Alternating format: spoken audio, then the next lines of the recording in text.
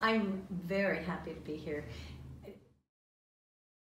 I'm Joanne Callahan. That means that my late husband, Roger Callahan, was the discoverer of all tapping. We trained everybody from Gary Craig on, that's in ASAP and the energy psychology world, in the beginning with TFT. And I helped him develop it. I established our training programs in 1994, our first training. And it's now become my mission, as he passed away about 5 years ago now, to carry it on throughout the world. And I'm very blessed to actually be able to do that. Maybe one of the most profound examples is in 2001, I was diagnosed with stage 4 non-Hodgkin's lymphoma. Everybody has the fear of cancer. And I had it throughout my body. I had it in my bone marrow. I had tumors here and here and here. I did no chemo, no radiation, and I've been cancer-free for 16 years this month, actually, and I had no recurrence. It was with TFT that I was able to maintain my quality of life throughout my healing process. I never had a down day, actually. I have pictures of me in Mexico City doing a training. I looked like a chipmunk because the lymph glands were like this, but I didn't have a down day. And it was our ability to determine specifically what we needed to do for my healing process that allowed me to heal. In comparison to EFT or the other tapping modalities, they're at what we call the algorithm or beginning level. The word algorithm merely means a common tapping sequence or a common tapping pattern. And the purpose for that is simplicity. And so there is a good reason for doing that. However, it limits your ability to be specific about what is needed. And where that comes into play is with toxins and with what we call psychological reversals or blocks to healing. When you're working in other energy systems like the Dantians, which is the Chinese energy centers, or the chakras, you need the ability to determine where exactly you need to do something and what it is you need to do. I want to give two examples. One, my own personal one with when I had cancer. I took interferon, which is a bacteria that boosts the immune system, and anybody that knows anything about it knows it's very nasty side effects. You feel like you've been run over by a Mack truck. You ache to the very core of your being. I was able to take interferon for 1 year without any side effects. Now, the doctor couldn't believe that. They handed me a prescription for Prozac when they gave me that prescription. And the reason was I was able to identify it as a toxin and identify the sequence I needed to do to neutralize it. So I could go 1 whole year. I didn't have a down day during my cancer. I traveled and I treated and I worked and did everything that I had done before and after the cancer. So that ability to identify and neutralize that toxin made a drastic difference in my quality of life. When you have to be able to diagnose or determine, to identify a toxin, and then to be able to neutralize it. When you're dealing with medications, the first question that always comes up is, are you interfering with the efficacy of it? And no, it never interfered with the efficacy of that. We've done it with AIDS medications, with chemotherapy, with many medications that are common and toxic for people, without interfering with the efficacy of it. When I had cancer, one of Roger's early works and research demonstrated that cancer tumors have a negative polarity. And when they're negative, they're growing. When you can change the polarity, which can be measured with a voltmeter, a simple voltmeter, to a positive polarity, they shrink and die.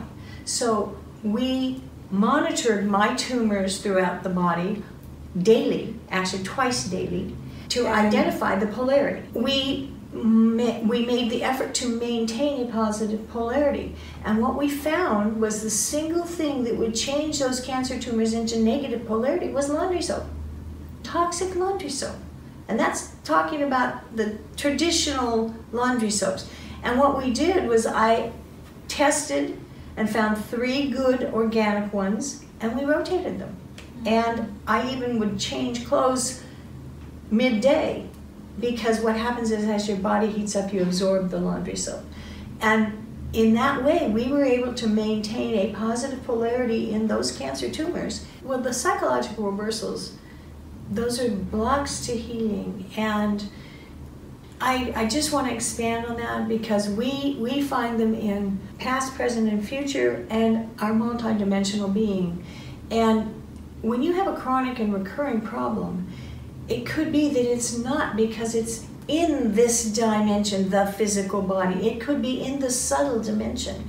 And if you have no way of testing and identifying that, you have no way of treating it, really. You can guess and you can try. So those ability to identify very specific blocks and where they are allows us to get much deeper, faster results. Everybody's unique, and we all know how unique we are.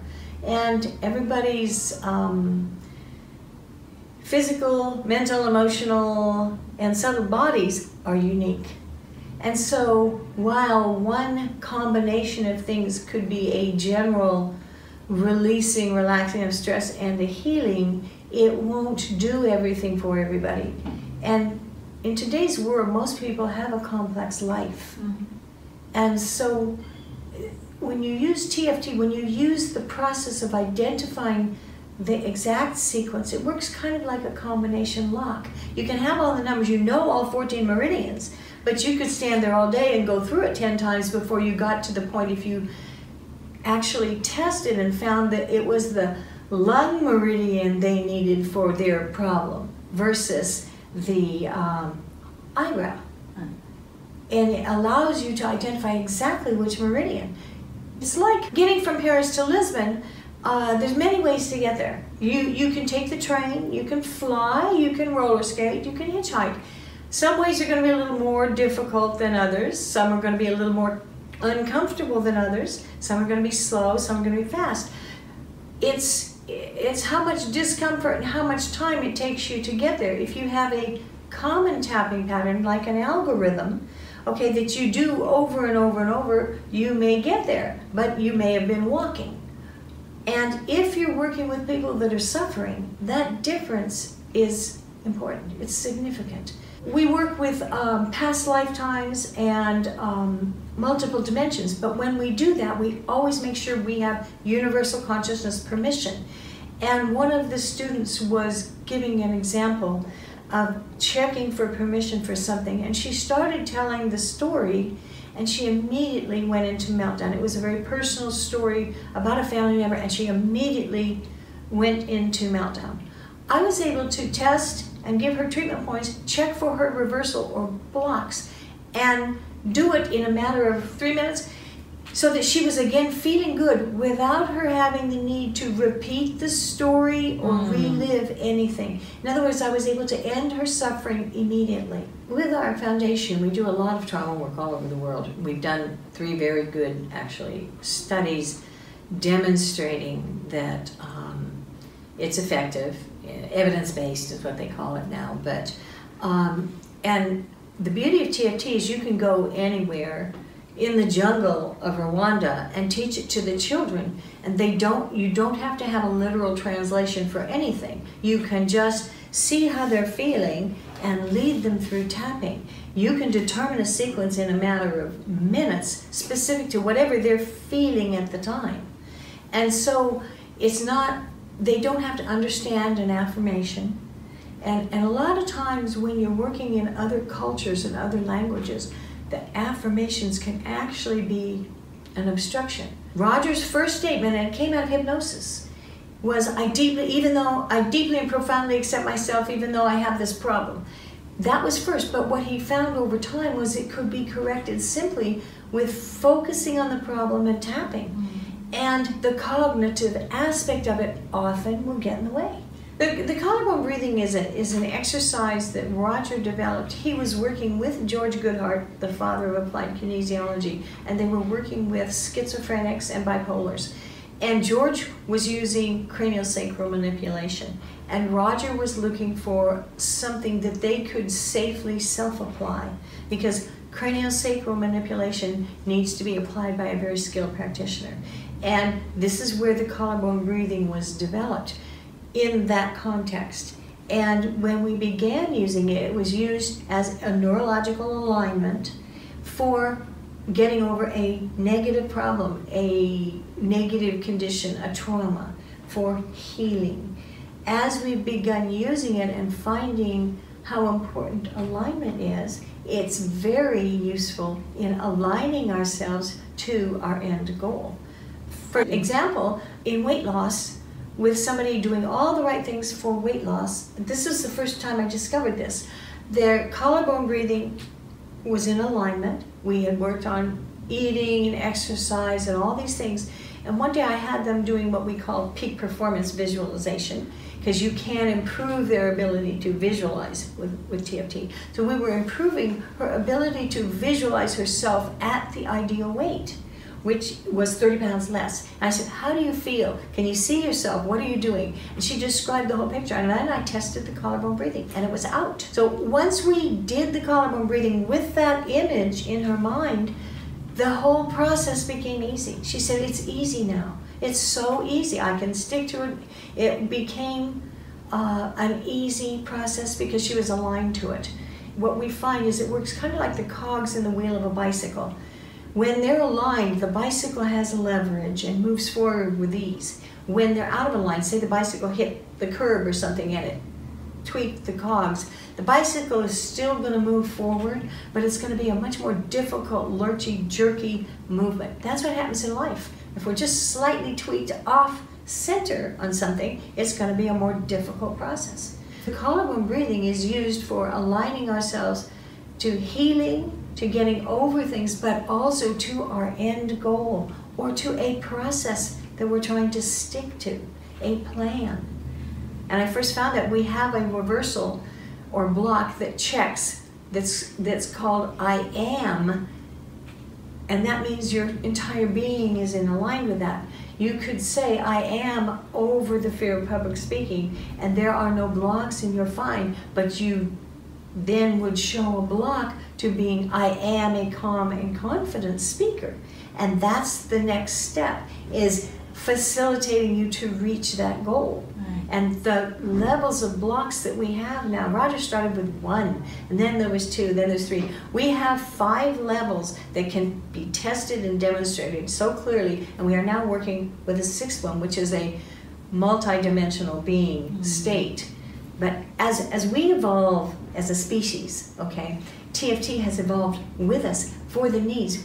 20 years ago, we didn't really need to test any multi-dimensional anything. We were just in the physical. But as the species evolves, we need to be able to access and work in and clear other dimensions, our subtle beings, our energy bodies as such. We're actually working more, that level was called ages ago, voice technology. The voice is an access to our vibrational energy. And we're working actually with the vibrational energy. We're tuning vibrationally. And it allows us to do like what I did in the class. In a matter of minutes, I was able to totally, without her saying anything, she was just sitting there crying. I was able to tune in, check her reversals, give her points. And if we had had, as an example, may I say, had to do the EFT algorithm, we probably would have had to go through it 4 or 5 times to reach a calmer state, whereas I came up with 3 points, and they weren't normal points. One was lung and one was liver, and it was just what she needed, and it allowed us to access that energy very quickly and very specifically. With animals and infants, they can't tune to a thought field, okay?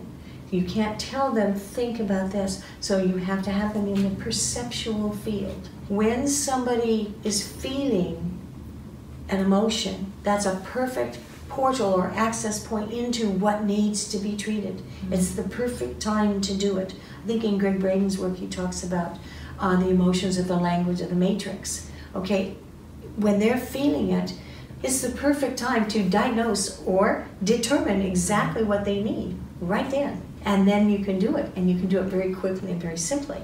So same with the animals, same with an infant. What I do with our clients, and I teach all of our trainees to be able to do, is most people's lives are complex. And by the time they don't come to me first. By the time they come to me, they have had 40 years of all kinds of things and their whole life is a mess. And so I try to give them the tools that they can use to help themselves on a daily basis. So a constitutional sequence will test and determine the exact points they need in the order, and they use it daily in the morning, thinking about what they have to do that day. What's causing them anxiety because they have to drive to school, because they have to meet the mother-in-law for lunch, because they have to this. All the things that are causing or triggering that anxiety for the day will be what they're tuning into with their constitutional sequence. Then that night, they use that same constitutional sequence for what actually happened to that day. Not what they think, but what happened before they go to sleep. And what we're doing is treating and healing the anxiety on a daily basis from the before and the after, and the daily traumas. Especially for anxiety people, life is a trauma.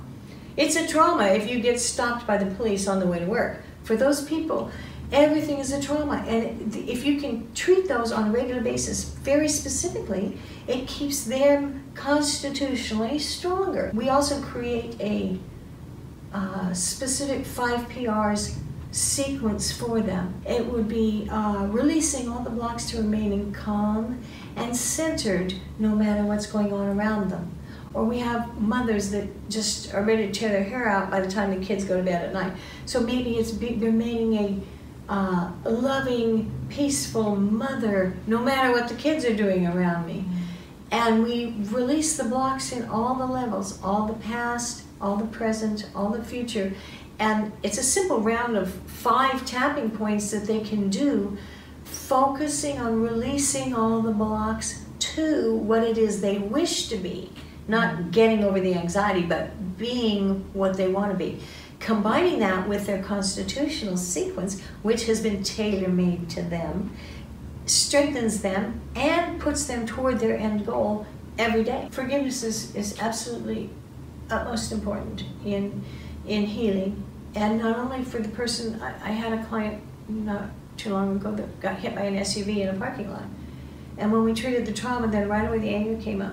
So we had to work on the forgiveness for forgiving the driver, but then also for forgiving herself. Everything, almost always, when you're forgiving, when forgiveness comes in, you need it for yourself too.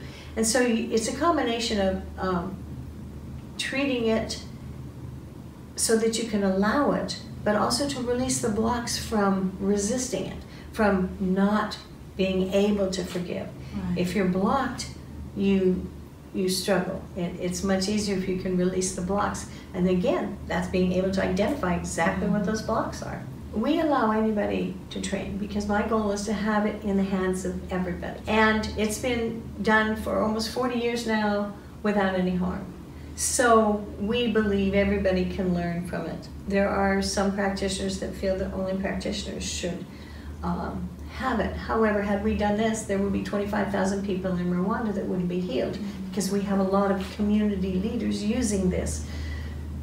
Anybody that's had the beginning levels of TFT, of EFT, or just in general, you can learn how to be so much more specific and get so much further results than what you're already getting by learning the process of identifying exactly what you need to do rather than using a common tapping pattern. Tools that you'll learn empower you to really radically change your life. When you advance into the optimal health level, it really is the most self-empowering level, I think, that you can do. Welcome to all of you. I'm very, very gratified for me to see the EFT people coming back to TFT and seeing there are differences and that there is more past the beginning levels that we originally had. Et voilà, cette interview de Joanne Callahan est terminée.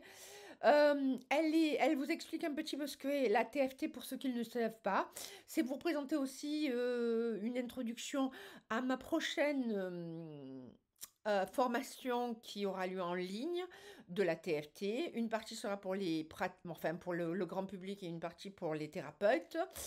Comme vous le savez, je vous réclame toujours un pouce pour comme quoi vous êtes OK de voir mes vidéos et puis de vous abonner à ma chaîne parce que plus j'ai de followers, plus en fait je remonte dans les systèmes de Google, à l'algorithme de Google et puis surtout ça me donne envie de faire des vidéos. Pour la petite anecdote, en fait Joanne Callahan, c'est la veuve de Roger Callahan, ils avaient 26 ans de différence. Mais d'entrée de jeu, de Roger, il aimait vraiment être dans la science, faire des expérimentations, etc.